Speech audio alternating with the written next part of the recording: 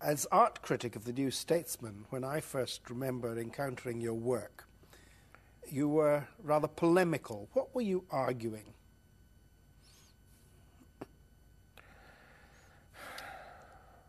What was I arguing? Well, I think I was arguing lots of things.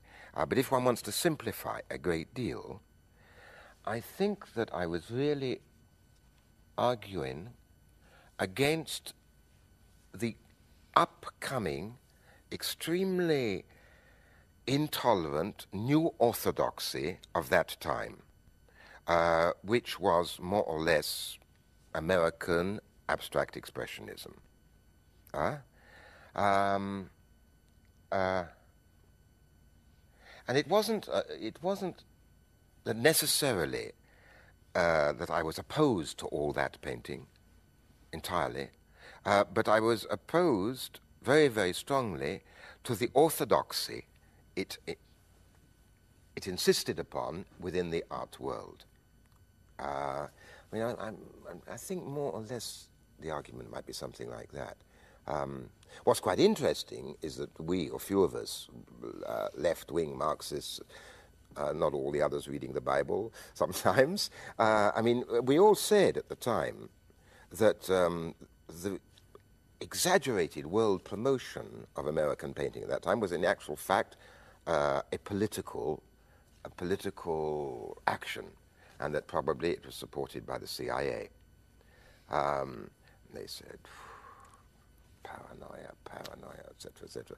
And now all the papers show that it was true. In 1968, it's jumping on a fair long way, you wrote in a preface to, I think, a collection of your painting criticism, Permanent Red, that your aim has been, my aim has been to help, in however small a way, to destroy this, meaning our bourgeois society. Why did it need destroying, in your view? Because it was so unjust. Because so many injustices existed in it.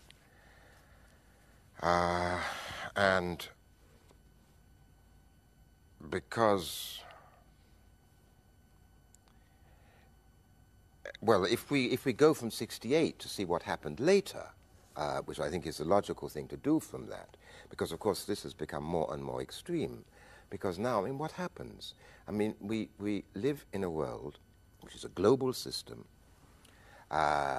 where most of the really important decisions taken about what is happening in that world and what is going to happen, being prepared for the future, are taken first of all by people whose names we don't even know, who are not elected in any elections, but who are the directors of the big new financial structures. Yes, multinationals and World Bank, etc., etc. And in relation to whom even politicians of left or right are relatively powerless. Okay, and what do? It's not that I think they're individually monsters at all, but they belong to a system, and they organize a system in which human salvation in this wretched world in which we live so often, human salvation, the only possibility of any sense, depends upon profit, depends upon keeping the system going, which means the acquisition of more and more profits. Now, and this is new, because in the past, this was always qualified by other considerations of various sorts. I don't want to give a history lesson. Now, there is no other consideration. And so this is a kind of fanaticism. So often we accuse these opponents of our system as being fanatics, but our system is fanatic to an extraordinary degree, because it is the only value. Profit is the only value, the only saving value. So all the people that you write about in your works, which are both real and fiction, live and survive and exhibit their various strengths within this system. Yes, because of course people resist all the time, and they are ingenious, and they find ways of making sense of other senses.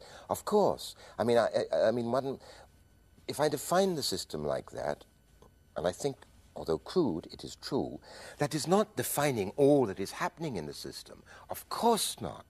Of course not. Millions of individual lives go on with different values and contradictions and resistances and pockets of resistance and seeking alternatives, and other people seeking checks on some of the madness of this system.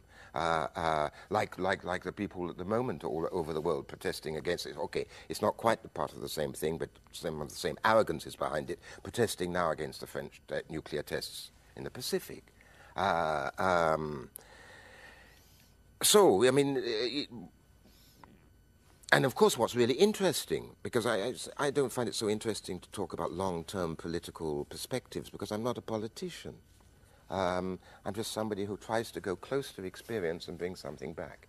Of all the people that you've written about, one of the most remarkable for me is the doctor that you wrote about with Jean Moore in A Fortunate Man. Mm-hmm. What attracted you to write about him?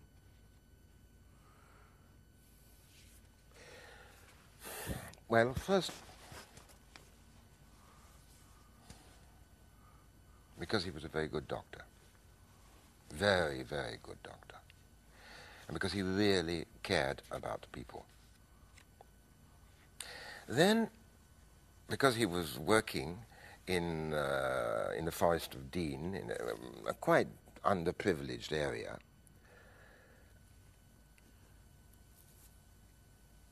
I suddenly saw that, in fact, probably none of the people around him and whom he treated would ever be able to define or really talk about what he did for them.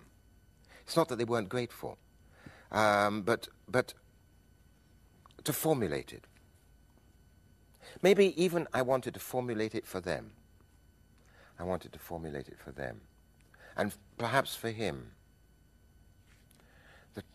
But I can't stop there. I have to tell you the rest, because when that book was written, and he saw it, and he liked it, and of course he passed it, and so on, because the life he was living there,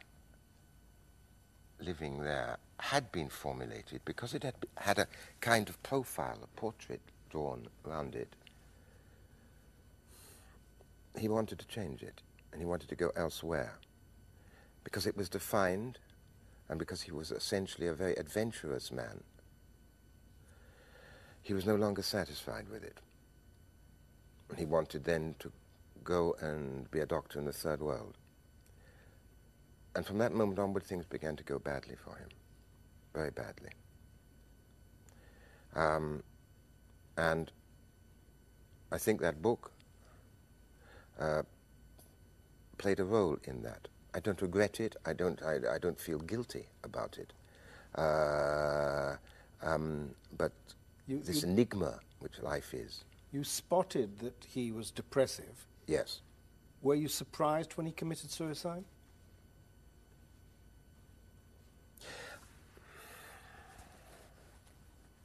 Yes, I was very surprised.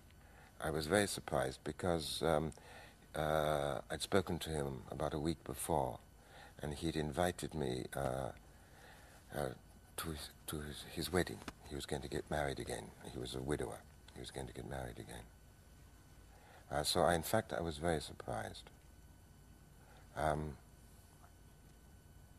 I think, God forbid, I don't know. And John Esco, that's his real name, and forgive me if I say something not right here, but I think that he was a man so interested in trying to alleviate suffering that actually he couldn't stand happiness. You're coming up to be 70, not too far ahead. Do you have any regrets in your life? Are there things you haven't done that you wanted to do? I don't think, in fact, I'm the sort of character or the sort of person who regrets very much. I mean, there are thousands of things I regret, which is when I'm unjustly angry, or I lose my temper, or I'm impetuous in some kind of way. I mean, those kind of regrets, of course, full of them, like perhaps all of us, but perhaps even more with me. I don't know, because I'm sometimes foul-tempered, and I'm very impetuous. But for the big things, I don't think so. And I don't know why exactly, except that I think that probably I think quite hard before a big thing.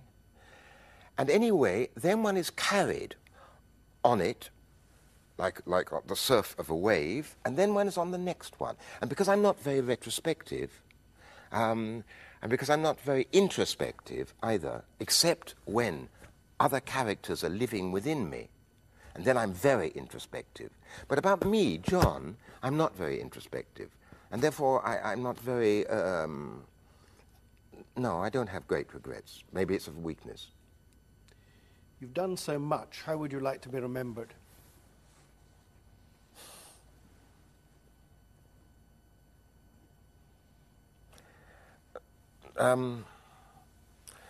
By what? Maybe by what I've brought back.